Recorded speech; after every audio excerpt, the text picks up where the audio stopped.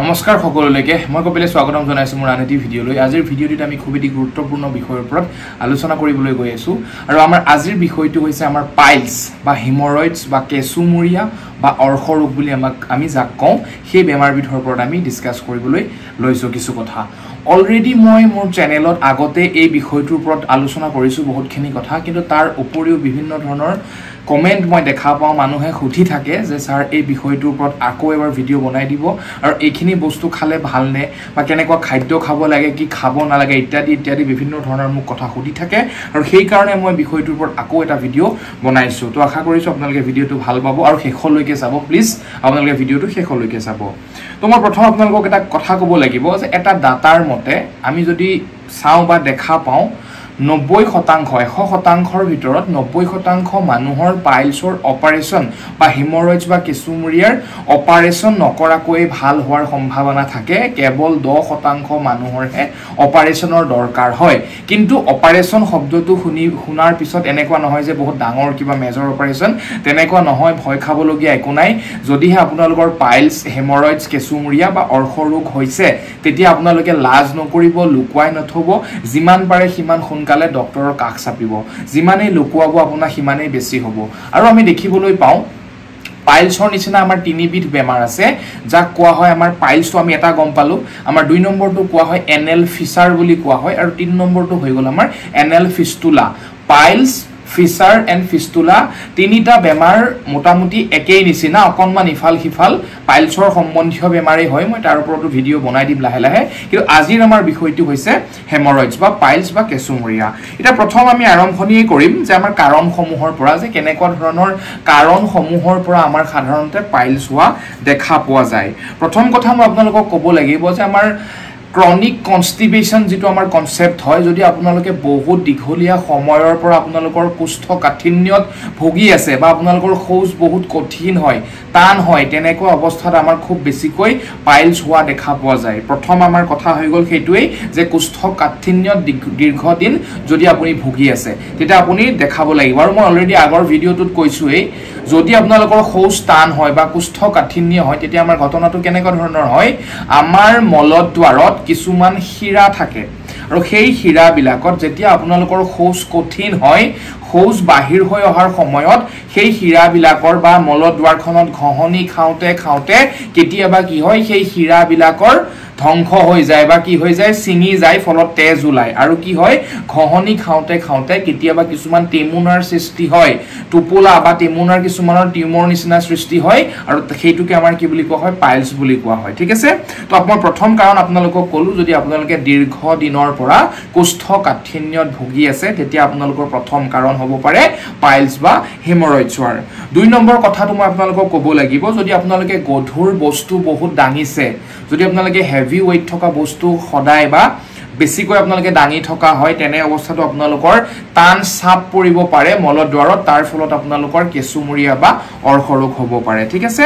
মহিলাৰ ক্ষেত্ৰত কেতিয়াবা গৰ্ভধাৰণৰ অৱস্থা চোৱাত বা প্ৰেগনেন্সিৰ সময়ত কিছুমান হৰমোনেল ৰাসায়নিক শৰীৰৰ ভিতৰত কিছুমান ৰাসায়নিক প্ৰক্ৰিয়া বা ৰাসায়নিক পদাৰ্থৰ নিৰ্গত হয় কেতিয়াবা বেছি দৰকাৰ হয় কেতিয়াবা কম হয় বা আমাৰ হৰমোনেল কেতিয়াবা খালখলনিৰ কাৰণেও দেখা পোৱা যায় গৰ্ভ ধাৰণ কৰা এগৰাকী মহিলাৰ প্ৰেগনেন্সি কালছোৱাত কেতিয়াবা পাইলছ ফিস্তুলা ফিছাৰ হোৱা দেখা পোৱা যায় সেইটো আমাৰ হৈ গল 3 নম্বৰ কাৰণ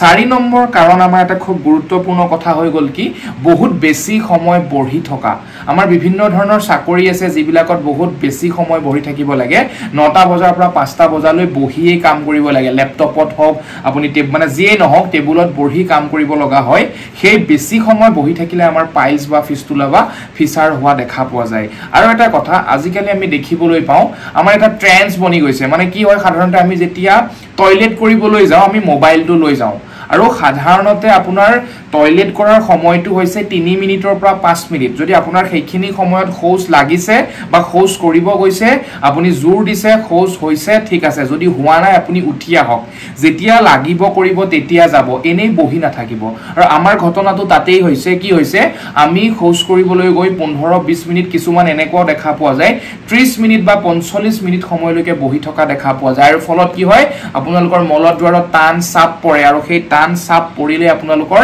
হিৰবিলাক ভাগি যাব পাৰে ৰাপচাৰ হ'ব পাৰে তেজ ওলাব পাৰে কেতিয়াবা মাংস ওলাই আহিব পাৰে আৰু আপোনালোকৰ বিষ আৰম্ভ হ'ব পাৰে যেটো আমাৰ অৰ্শৰোগ বা পাইলছ বা কেঁচুমুৰীয়াৰ আমি কথা পাতি আছো তো আমাৰ 4 নম্বৰ ৰিজন সেইটো হৈ গ'ল তো 5 নম্বৰ মই ক'ব লাগিব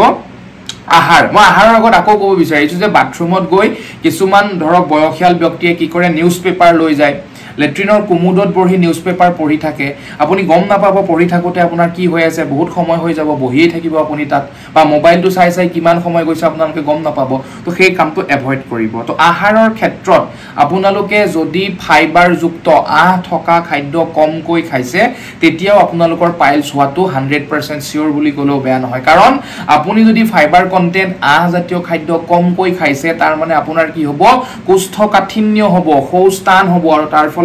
লাহে লাহে কি হ'ব আপোনালোকৰ পাইলছ হোৱা দেখা পোৱা যাব ঠিক আছে নেক্সট আমাৰ 6 নম্বৰ কাৰণটো হল যে ওজন অবেসিটি যদি আপোনাৰ জোখতকৈ বহুত বেছি weight আছে ওজন আপোনাৰ বেছি যিমান থাকিব লাগে তাতকৈ বেছি তেনে ক্ষেত্ৰতো আপোনালোকক দেখা পোৱা যায় যে পাইলছ হ'ব পাৰে সেইটো এটা আমাৰ গুৰুত্বপূৰ্ণ কথা ধ্যান দিবলগীয়া কথা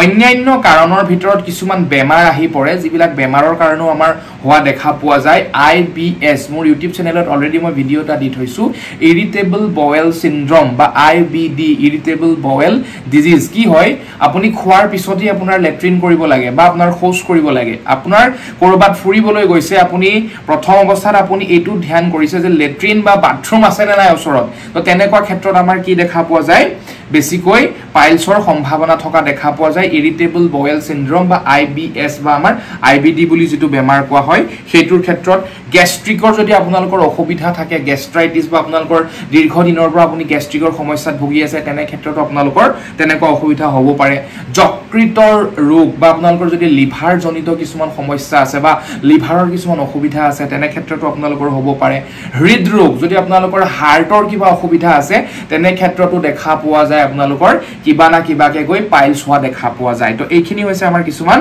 গুৰুত্ব দিবলগীয়া কথা যিখিনি কাৰণৰ বাবে আপোনালোকৰ পাইলছ হয় আৰু এই কাৰণবিলাক আপোনালোকে চেষ্টা কৰিব কেনেকৈ আপোনালোকে তেনেকুৱা ধৰণৰ যিখিনি মই কাৰণ কলো সেইখিনিৰ পৰা বাছি থাকিব পাৰি সেইখিনি জোৰ কৰিব আৰু সাধাৰণতে মই অলৰেডি কৈছো যে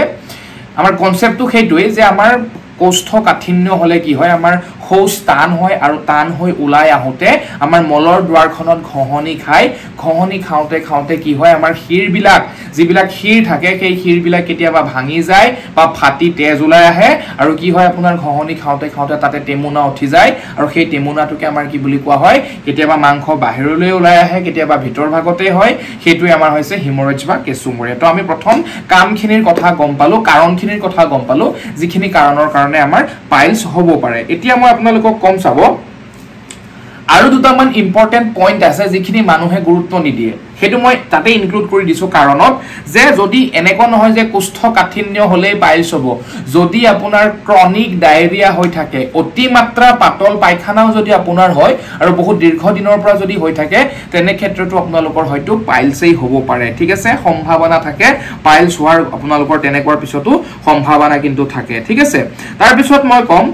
মল বাহিৰ কৰোতে অলৰেডি মই কৈ আহিছো 5 মিনিটতকৈ বেছি সময় নলগাব যেনেকৈ নহওক 5 মিনিটতকৈ বেছি নবঢ়িব যদি আপুনি খোজ কৰিব গৈছে 5 মিনিটলৈকে খোজ কৰিব লগা নাই আপুনি উঠি আহক যেতিয়া লাগিব তেতিয়া যাব ঠিক আছে বয়সৰ মানে লগে লগে যিমানেই বয়স বাঢ়ি যায় পাইলছ বা ফিস্টুলা বা ফিচাৰ তেনেকুৱা ধৰণৰ অকনমান মাত্ৰাটো বাঢ়ি যোৱা দেখা পোৱা যায় সকলোতকৈ ইম্পৰ্টেন্ট কথা কি যদি আপোনালোকৰ পূৰ্বপুৰুষৰ থাকে যেটো মই প্ৰত্যেকটো ভিডিওতে কওঁ জেনেটিক কজ যদি থাকে যদি আপোনালোকৰ পূৰ্বপুৰুষৰ থাকে তেনে ক্ষেত্ৰতো আপোনালোকৰ পাইলছ বাগৰি অহা দেখা পোৱা যায় হেতু খুব এটা গুৰুত্বপূৰ্ণ বা মন দিবলগীয়া কথা ঠিক আছে তো এতিয়া আমি কিছুমান সাধাৰণ লক্ষণ মানে আপোনালোকে কেনেকে গম পাব যে আপোনাৰ পাইলছ হৈছে বা হেমৰয়েড হৈছে বা অৰ্শৰোগ বা কেঁচুমুৰীয়া হৈছে লক্ষণসমূহ সাধাৰণ লক্ষণসমূহ কেনেকুৱা ধৰণৰ পাব হেতুৰ ওপৰত আমি চাব প্ৰথম কথা আপোনালোকৰ মলদ্বাৰত বিষ অকনমান বিষ অনুভৱ কৰিব বহুত বেছি প্ৰচণ্ড মানে সহ্য কৰিব নোৱাৰা বিষ নহয় কিন্তু অলপ বিষ অনুভৱ কৰিব আৰু অস্বস্তি লাগিব মানে আপোনালোকৰ অশান্তি লাগি থাকিব ডিসকমফৰ্ট লাগি থাকিব ঠিক আছে শৌচ কৰাৰ সময়ত সেই ডিস্টাৰবেন্স মানে অস্বস্তি বুলি যেটো কোৱা হয় ডিসকমফৰ্ট শৌচ কৰাৰ সময়ত বা কৰাৰ পিছত অকনমান বেছিকৈ লাগিব ঠিক আছে ৰক্তপাত আপোনালোকৰ হ'ব মানে তেজ ওলাব কেনেকুৱা উজ্জ্বল ৰঙৰ যেটো আমাৰ ফ্ৰেছ তেজ বুলি কোৱা যায় কলা বৰণৰ তেজ নহয় আপোনাৰ হাতত ভৰিত দুখ পাইছে বা কিবা কাটিছে যেটো আমাৰ ফ্ৰেছ তেজ ওলাই তেনেকুৱা ধৰণৰ ফ্ৰেছ তেজ বা আমাৰ ফ্ৰেছ ব্লাড উজ্জ্বল হৈ থাকিব মানে কলা বৰণৰ হৈ নোযোৱা ব্লাড ফ্ৰেছ ব্লাড আপোনালোকৰ তেজ ওলাব ঠিক আছে আৰু সেই তেজ শৌচ কৰাৰ সময়তো ওলাব পাৰে শৌচ কৰি শেষ হোৱাৰ পিছত টুপকেও পৰিব পাৰে যদি আপোনাৰ শৌচ কৰাৰ পিছত বৰ বেছি বিষ নাই কেতিয়াবা বিষ নাথাকে একেবাৰে কিন্তু টুপকৈ যদি তেজ পৰিছে তেনে অৱস্থাত আপুনি গম পাব যে আপোনাৰ 100% সিওৰ পাইলছই হৈছে ঠিক আছে নেক্সট মই কম মলদ্বাৰ আপোনালোকৰ ফুলি উঠিব আপোনালোকৰ মলদ্বাৰ ফুলি উঠিব উফৰি উঠিব বা উখহি যাব সোয়েলিং হ'ব হেতু এটা লক্ষণ হয় আপোনালোকে গম পাব মলদ্বাৰত আপোনালোকৰ খজুৱতিৰ সৃষ্টি হ'ব আপোনালোকৰ ডিসকমফৰ্ট ইটচিং খজুৱতি উঠি থাকিব লাহে লাহে তাৰ পিছত আপোনালোকৰ মলদ্বাৰ বাহিৰলৈ ওলাই আহিব যেটুক আমাৰ কোৱা হয় এক্সটাৰ্নেল হেমৰয়েডছ মানে আপোনালোকৰ মাংসপেশী বাঢ়ি ওলাই আহিব আৰু ইন্টাৰনেল হেমৰয়েডছ যেটো আপোনালোকৰ আপুনি খালি চকুৰে দেখা নাপায় বা আপুনি সুই চালে গম নাপায় ভিতৰৰ ফালে মাংস বাঢ়ি যাব তো হেতু আমাৰ হ'ব মলদ্বাৰ বাহিৰলৈ ওলাই আহিব বা ভিতৰত মাংসপেশী বাঢ়ি যাব যেটুক মই অলৰেডি টেমুনা বুলি কৈছিলো ঠিক আছে অজীৰ্ণতা বদহজম বা আপোনালোকৰ গেছৰ সমস্যা বৃদ্ধি পাব আপোনালোকৰ অজীৰ্ণ যি খাই ভালকে হজম নহব বা আপোনালোকৰ অজীৰ্ণতাত ভুগিব বদহজম হ'ব পাৰে আৰু আপোনালোকৰ পেটৰ বিভিন্ন ধৰণৰ আপুনি সমস্যাত ভুগিব পাৰে ঠিক আছে শৌচৰ লগত তেজটো ওলাব বুলি মই অলৰেডি কৈছো তেজৰ লগত আপোনালোকৰ মিউকাস কিছুমান স্লিপাৰী পিছল যাক আমি মিউকাস বুলি কওঁ কিছুমান জেলিৰ নিচিনা পিছল কিছুমান আপোনালোকৰ সাবষ্টেন্স কিছুমান পদাৰ্থ নিৰ্গত হ'ব শৌচৰ লগত বা শৌচ কৰাৰ পিছত তেজ ওলালে তেজৰ লগতো আহিব পাৰে তেজ নহলেও মিউকাস আপোনালোকৰ আহিব পাৰে এইখিনি আমাৰ হৈছে লক্ষণ আৰু মলদ্বাৰত টেমুনা বা ঘা উঠিব যেটো মই অলৰেডি কৈ দিছো আপোনাক তো এইখিনি আমাৰ লক্ষণ যদি এইখিনি আপোনালোকে অনুভৱ কৰিছে তাৰ মানে আপুনি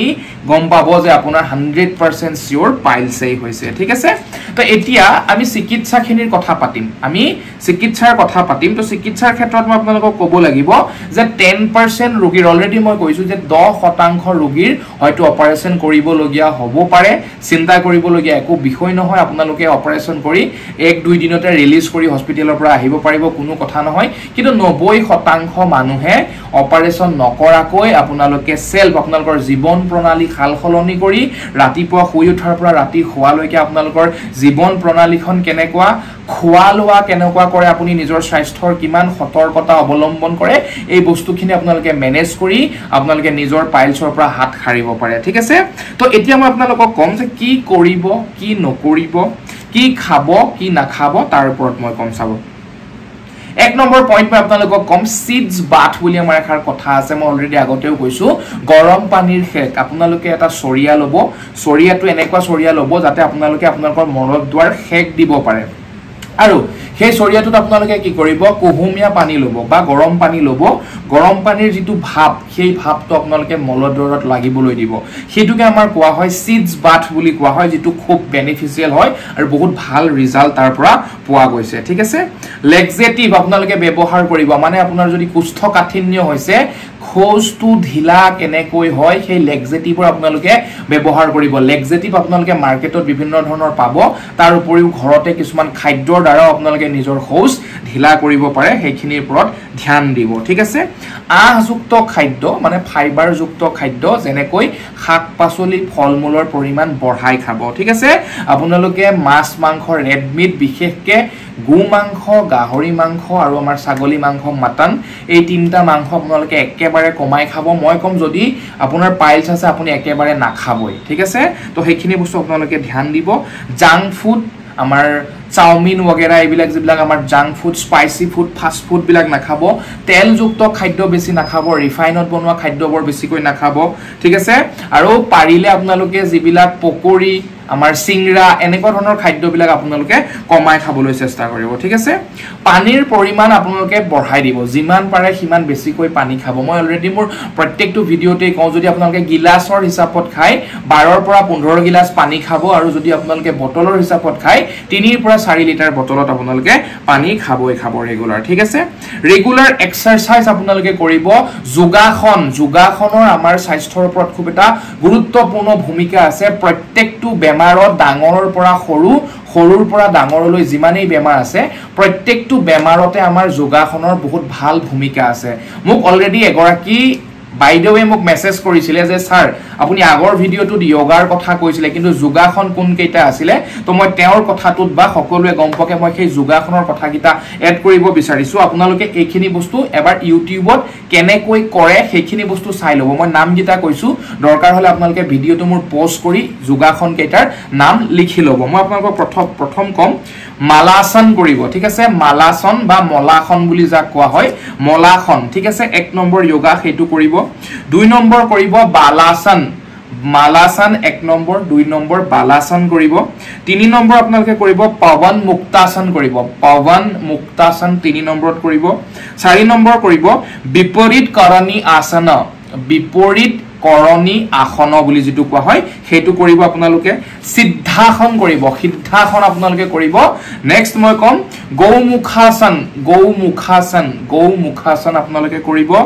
ভদ্ৰাসন আপোনালোকে কৰিব আৰু জামশিৰাসন কৰিব আৰু শেষৰটো আমাৰ সুখাসন কৰিব এই কেইটা যোগা আপোনালোকে কি কৰিব গুগলত মাৰিব নহলে ইউটিউবত মাৰি ভিডিও পাব আপোনালোকে কেনেকৈ কৰে প্ৰসেসটো শিকি লব আৰু সেই যোগাসন গিটা আপোনালোকে ৰেগুলাৰ প্ৰেক্টিস কৰিব আৰু এটা যোগা থাকি গৈছে উত্তনা পদাসন এই 10টা যোগাসন আপোনালোকে লিখি লব সাৰ্চ কৰিব ইউটিউবত বা গুগলত কেনেকৈ কৰে আৰু সেই যোগা কেইটা যদি আপোনাৰ পাইলছ হেমৰেজ বা কেচুমুৰিয়া আছে প্ৰত্যেক দিনাই আপোনালোকে 30-40 মিনিট সময় উলিয়াই এই যোগাসন কেইটা কৰিব ঠিক আছে তাৰ পিছত নেক্সট মই কম এলোভেৰাৰ পাত পিচি আপোনালোকে কি কৰিব এলোভেৰাৰ যেটো জেল বা পাতটো যদি পিচি আপোনালোকে ৰসটো উলিয়াই লয় সেই ৰসটো আপোনালোকৰ পাইলছ বা মলদ্ৰত আপোনালোকে লগাব খুব ভাল ৰিজাল্ট পাব অলিভ অইল নাৰিকলৰ তেল বা বাদামৰ তেল আপোনালোকে সেই মলদ্বাৰত লগাব খুব ভাল ৰিজাল্ট পাব কল গাখীৰৰ মিশ্ৰণ বা কল গাখীৰ আপোনালোকে মাত্ৰা বেছিকৈ খাব পাইলছৰ ৰোগীৰ কাৰণে বিৰাট ভাল তিতা কেৰেলা আপোনালোকে বইল কৰি পিটিকা কৰি খাব চাব কিছুমান আমাৰ পাচলি বা খাদ্য এনেকুৱা হয় তেলত ফ্ৰাই কৰি খালে তাৰ গুণাগুণখিনি নাথাকে যিমানখিনি বইল কৰি বা কেঁচাই খালে থাকে কিন্তু তিতা কেৰেলা আপোনালোকে কেঁচাই খাব নোৱাৰিব বইল কৰি পিটিকা কৰি বা বইল কৰি আপোনালোকে খাবলৈ চেষ্টা কৰিব যদি পাইলছৰ আপুনি ৰোগী হয় বহুতখিনি সকাহ পাব মূলাৰ ৰস খাব মূলাটো কি হয় আমাৰ কিছুমানে ভাজি কৰি খাবলৈও বেয়া পায় কেঁচা কৰি খাবলৈও বেয়া পায় আপুনি গ্ৰাইণ্ডাৰত মাৰি ৰসটো উলিয়াব মূলাৰ ৰস খাব মানিমুনি কিমান আপোনালোকে গম পায় আমাৰ গাঁৱলীয়া যদি সংস্কৃতিৰ কোনোবাই ভিডিও চাই আছে মানিমুনি গাঁৱত কিমানখিনি বা আমাৰ মানুহে সৰুৰ পৰা আগৰ পূৰ্বপুৰুষৰ পৰা খাই আহিছে ময়ো খাইছো সৰুতে মানিমুনি ভেদাইলতা মাটি কান্দুৰি মছন্দৰী মৰিচা আমাৰ আপাৰত মৰিচা শাক বুলি কয় লোৱাৰ আসামত ডাঠা শাক বুলি কয় তো এই কেইটা শাক আপোনালোকে খাব শাকৰ পৰিমাণটো বেছিকৈ খাব আৰু শাক পাচলিৰ পৰিমাণটো বেছিকৈ খাব কাৰণ এইবিলাকত বিভিন্ন ধৰণৰ ফাইবাৰ পোৱা যায় আৰু এন্টিঅক্সিডেন্ট থাকে যে আপোনালোকৰ পাইলছৰ কাৰণে বহুতখিনি ভাল ঠিক আছে আহযুক্ত খাদ্য বেছিকৈ খাব অলৰেডি মই কৈছো ঠিক আছে বিশেষকৈ ইনসলিউবল ফাইবাৰ বা আহৰ ভিতৰত দুটা আছে সলিউবল ফাইবাৰ আৰু ইনসলিউবল ফাইবাৰৰ ক্ষেত্ৰত আহৰ ক্ষেত্ৰত আপোনালোকে আপেল মৌসুমী টেঙা কমলা মাটি কঁঠাল বা আনাৰস পকা কল অমিতা কেঁচাই হওক বা পকাই হওক খাব যদি আপুনি পাইলছৰ ৰোগী হয় আপোনাৰ স্বাস্থ্যৰ কাৰণে বহুত ভাল মই আকৌ কৈছো ইনসলিউবল ফাইবাৰৰ ভিতৰত আপেল আনাৰস বা মাটি কঁঠাল কমলা মৌসুমী টেঙা পকা কল অমিতা আপোনালোকে খাব ঠিক আছে বাদাম আখৰুট চিয়া সিডস বা আমাক টুকমা বুলি যাক কোৱা হয় বা ফ্লেক্স সিডস বুলিও ক'ব পাৰি সলিউবল ফাইবাৰৰ ভিতৰত আহে আপোনালোকে এইকেইটা বস্তু খাব খুব ভাল ৰিজাল্ট পাব ঠিক আছে ৰেড মিট মই অলৰেডি ক'লো মাটন ছাগলীৰ মাংস গো মাংস বিফ বুলি যাক কোৱা হয় পৰ্ক গাহৰিৰ মাংস আপোনালোকে মাত্ৰা একেবাৰে কমাই দিব নাখাবই যদি আপোনাৰ পাইলছ আছে ঠিক আছে জালুক জলকীয়া মছলা জাতীয় স্পাইসি খাদ্য আপোনালোকে এভয়েড কৰিব একেবাৰে নাখাব ঠিক আছে প্ৰপাৰ টোপনি লব টোপনিও এটা আমাৰ মানে সাংঘাতিক এটা ৰোল প্লে কৰে সম্পূৰ্ণ টোপনি আপোনালোকে লব ত্ৰিফলা চূৰ্ণ বুলি যত আপোনালোকে আমলখি শিলিখা আৰু ভুমুৰা মাৰ্কেটতো পাব ত্ৰিফলা পাউডাৰ ত্ৰিফলা চূৰ্ণ বুলি যাক কোৱা হয় যদি আপোনালোকৰ কোষ্ঠকাঠিন্য আছে কনষ্টিপেশন আছে বা বেলেগ ধৰণৰ পাইলছ ফিস্তুলা ফিচাৰৰ নিচিনা বেমাৰ আছে ৰাতিপুৱা খালি পেটত আপোনালোকে কি কৰিব পানীত 2 চামুচ ত্ৰিফলা পাউডাৰ গুলি খাব খুব ভাল ৰিজাল্ট পাব ঠিক আছে তাৰ পিছত এলোভেৰা তো মই কলো যে পিচি ৰসটো আপোনালোকে লগাব কিন্তু এলোভেৰাৰ আপোনালোকে ৰস 2 চামুচ ঠিক তেনে ধৰণে পানীত মিলাই ৰাতিপুৱা খালি পেটত খাবও পাৰে ঠিক আছে আৰু সেইটো আপোনালোকে মাৰ্কেটত পাই যাব এলোভেৰা ৰস পাই যাব খুব ভাল ভাল কোম্পানীৰ এইবিলাক আহি থাকে তো আপোনালোকে ত্ৰিফলা পাউডাৰ খাব পাৰে পানীত মিলাই নহলে এলোভেৰাৰ ৰসও খাব পাৰে খুব ভাল ৰিজাল্ট পাব ঠিক আছে কিন্তু এইখিনি হৈছে আমাৰ ঘৰুৱা চিকিৎসা বা হোম ৰেমেডিজ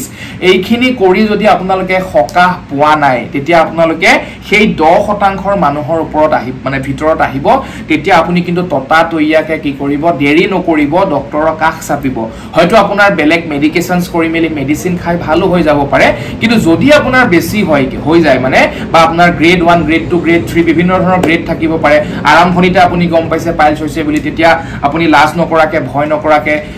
কাৰলৈ কেয়াৰ নকৰাকে যদি আপুনি সোনকালে দেখাইছে জলদি আপোনাক ৰিলিজ পাই যাব যদি আপুনি লাজ বা ভয় কৰি বহুত দিনলৈকে ৰাখি থলে তেতিয়া আপুনি বেছি ভুগিব ঠিক তেনেকুৱা নকৰিব খুব সোনকালে ডক্টৰৰ কাষ চাপি দেখাই লব ঠিক আছে তো মই আপোনালোকক যে কৈ আছিল পাইলছৰ টাইপস পাইলছ বিভিন্ন ধৰণৰ টাইপস থাকে মই শেষত এটো কৈ দিছো আমাৰ লক্ষণ অনুসৰি পাইলছক দুটা ভাগত ভাগ কৰা হৈছে লক্ষণ অনুসৰি ঠিক আছে এটা হৈ গল আমাৰ ব্লিডিং পাইলছ যত নেকি আপোনালোকৰ তেজ উলাব আৰু নন ব্লিডিং পাইলছ যত আপোনালোকৰ তেজ নোলাই পাইলছত কেতিয়াবা তেজ উলাবও পাৰে কেতিয়াবা নোলাবও পাৰে তো আমাৰ লক্ষণ অনুসৰি দুটা আছে ব্লিডিং পাইলছ আৰু নন ব্লিডিং পাইলছ এটা আমাৰ ব্লিডিং পাইলছটো ৰক্তজ পাইলছ বুলি ক'ব পাৰি বা ৰক্তজ কেঁচুমুৰীয়া আৰু ইটুক আমাৰ ক'ব পাৰি অৰক্তজ কেঁচুমুৰীয়া আৰু অৱস্থান অনুসৰি মানে আমাৰ লোকেশন অনুসৰিও দুই ভাগত ভগোৱা হৈছে যেনেকৈ আমাৰ মই আপোনালোকক কোনো মাংসপেশী বাহিৰত ওলাই আহিলে সেইটো আমাৰ কি বুলি ক'ব বাহ্যিক কেঁচুমুৰীয়া বা এক্সটাৰ্নেল আমাৰ পাইলছ বুলি ক'ব আৰু যদি ভিতৰত আপোনালোকৰ মাংসপেশী ভিতৰত বাহিছে আভ্যন্তৰীণ আমাৰ কেঁচুমুৰীয়া বা ইন্টাৰনেল পাইলছ বুলি আপোনালোকৰ ক'ব ঠিক আছে বা বিভিন্ন ধৰণৰ বেলেগ বেলেগ গ্ৰেডতো ভাগ কৰা হৈছে যদি আৰম্ভণি অৱস্থাতে আছে আপুনি এসপ্তাহৰ আগত গম পাইছে যে আপোনাৰ তেজ ওলাই আছে অলপ অলপ পেইন আহিছে বা আপুনি লক্ষণখিনি গম পাইছে গ্ৰেড 1 হ'ব পাৰে গ্ৰেড 1 গ্ৰেড 2 গ্ৰেড 3 গ্ৰেড 4 হ'ব পাৰে কিন্তু চেষ্টা কৰিব যদি আপোনাৰ পাইলছ আছে বুলি গম পাইছে দেৰি নকৰিব ডক্টৰৰ কাষ চাপিব যদি আপোনালোকৰ বহুত পিছলে গুচি যায় তেতিয়াতো আপোনালোকৰ মানে অপাৰেচন কৰিবলগীয়া হ'বই হ'ব তো সেই কাৰণে আপোনালোকে চেষ্টা কৰিব যদি আৰম্ভণি অৱস্থাত হয় ঘৰুৱা ৰেমেডিজ খিনি এপ্লাই কৰিব যদি ভাল নাপায় কিন্তু ডক্টৰৰ কাষ চাপিব তো মই আশা কৰিছো ভিডিওটো আপোনালোকক অকনমান হলো উপকৃত কৰিব আৰু যদি ভিডিওটো চাই ভাল পালে কমেন্ট ডাউন কৰিব আৰু যিমান পাৰে ৰাইজ উপকৃত হোৱাকৈ শেয়াৰ কৰিব আৰু মোক কমেন্ট ডাউন কৰিব ভিডিওটো কেনেকুৱা পালে আশীৰ্বাদ কৰিব এনেকুৱা আৰু ভাল ভাল কন্টেন্ট বনাই দি যাব পাৰো ধন্যবাদ থাকিল সাবস্ক্ৰাইব কৰিবলৈ নাপাহৰিব কনজুচি নকৰিব আৰু মৰম দিব চেনেহ দিব ধন্যবাদ থাকিল